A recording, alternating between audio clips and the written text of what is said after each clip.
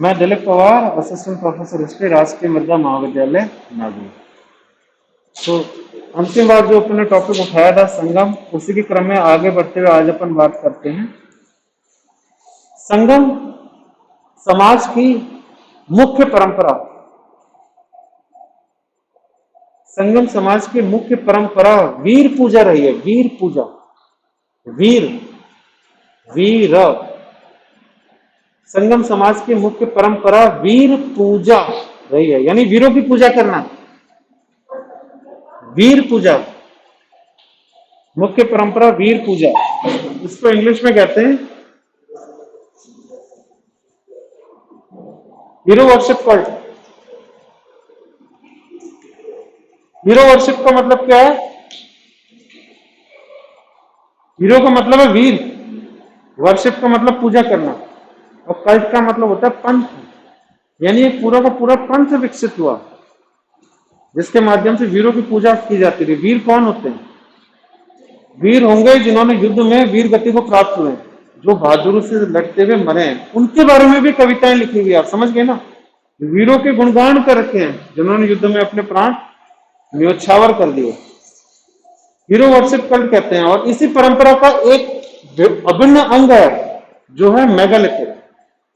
आपको पता है ना, कबर है, कबर खोद के वीर व्यक्ति है, मरने के पश्चात उसको दफना देना और अलग अलग प्रकार से पत्थर लगाना, अलग अलग पैटर्न में पत्थर लगाना और फिर उनकी पूजा करना। पत्थर लगाया तो कभी जाके पूजा भी करेंगे। तो इन वीरों को लगभग देवताओं का दर्जा दिया गया। इन्होंने ऐसा सोचा, जो व्यक्ति वीर गति को प्राप्त होगा युद्ध में मरने के पश्चात वो देवताओं के समान हो जाएगा और हमें उनकी पूजा करनी पड़ेगी। इसी को हम वीर पूजा कहते हैं, जो एक इस समाज का एक अभिन्न अंग है, मुख्य परंपरा है, मेन कैरेक्टरिस्टिक है इस समय का। इसमें आगे लिखो, इस समय बड़े बड़े युद्ध नहीं हुए। कहा ना, बड़े बड़े साम्राज्य नहीं हुए, बड़े बड़े युद्ध क्या होंगे। इस समय बड़े बड़े युद्ध नहीं हुए, किंतु पशु संपदा को बढ़ाने के लिए,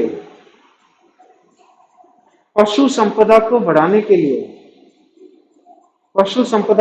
के लिए छोटे छोटे युद्ध और लूटपाट हुई।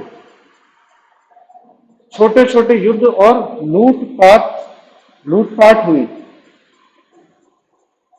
क्योंकि पशुपालन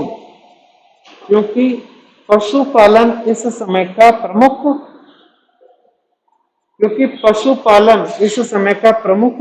काम धंधा था।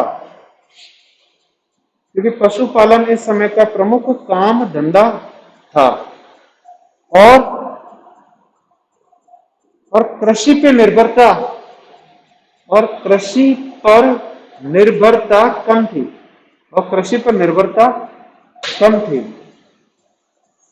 अतः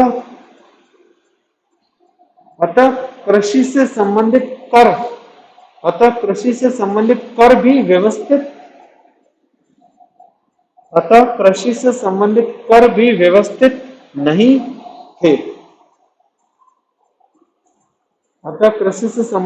भी व्यवस्थित नहीं थे।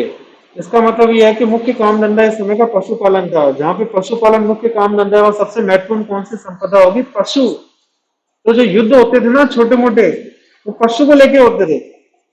किसी और जनजाति पे आक्रमण कर दिया और वहां से पशु को चुरा के लेके आ गए, समझ गए। पशु बहुत ही महत्वपूर्ण संपदा होती थी।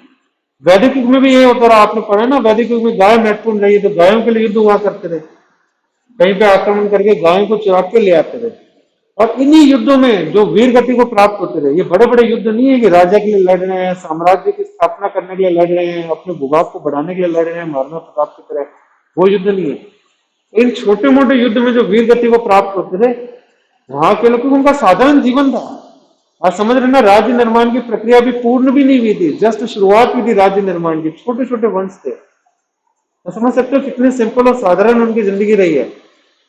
जिन्होंने गाय को चुराने के लिए दूसरे जनजाति पर आक्रमण किया और जो उस दौरान मारे गए, वीर गति को प्राप्त हो गए, उनको कब्र में डाल के दफन कर दिया गया, पत्थर लगा दिया गया, कुछ कुछ लिख दिया गया पत्थर के ऊपर, और उनकी पूजा करने लग गए।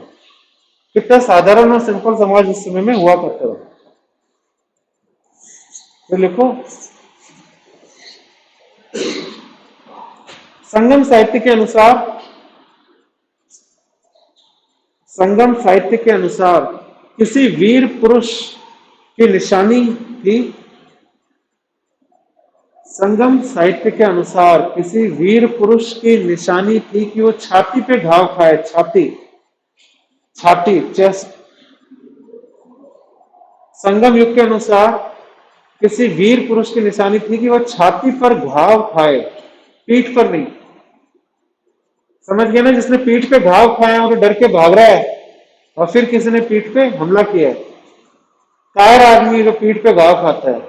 संगम साहित्य के अनुसार जो छाती पे निडर होकर सामना करे अपने अपोनेंट्स का, और फिर वो छाती पे घाव खाए तो उसको वीर समझ गए ना डिफरेंस क्या, छाती पे घाव खाना, पीठ पे घाव खाना, डिफरेंस है ना। इसी अंतर को संगम साहित्य में लिखा है। अतः वीरता के गुण को, अतः वीरता के गुण को साहित्य के द्वारा, अतः वीरता के गुण को साहित्य के द्वारा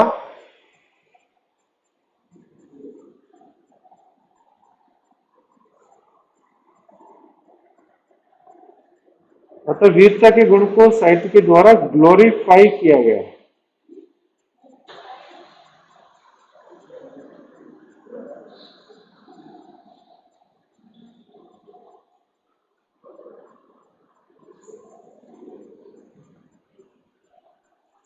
साहित्य के द्वारा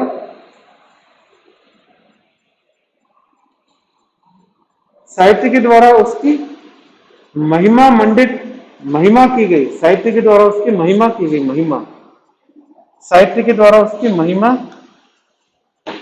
की गई। माताओं को फक्र महसूस होता था, माताओं को फक्र महसूस होता था कि उनका पुत्र, माताओं को फक्र महसूस होता था कि उनका पुत्र युद्ध में वीर गति को प्राप्त हुआ है।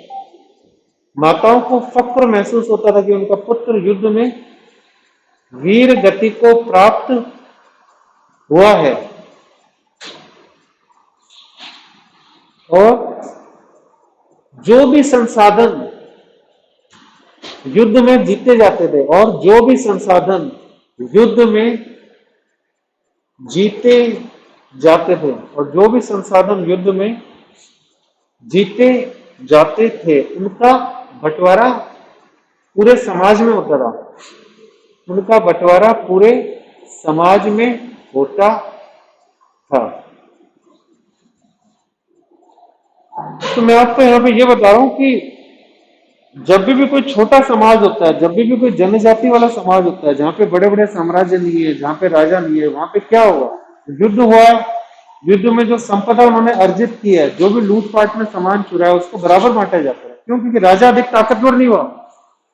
जिस समय बड़े बड़े साम्राज्य बन गए, जिस समय राजा ताकतवर होगा, उसके बाद जो युद्ध होंगे, उसके बाद जो युद्ध में लूटपाट की जाएगी, उसका सामान लोगों में नहीं बांटा जाता था, उसका सामान राजा स्वयं रखता था। जब राजा ताकतवर हो गया, पूरा साम्राज्य की स्थापना हो गई।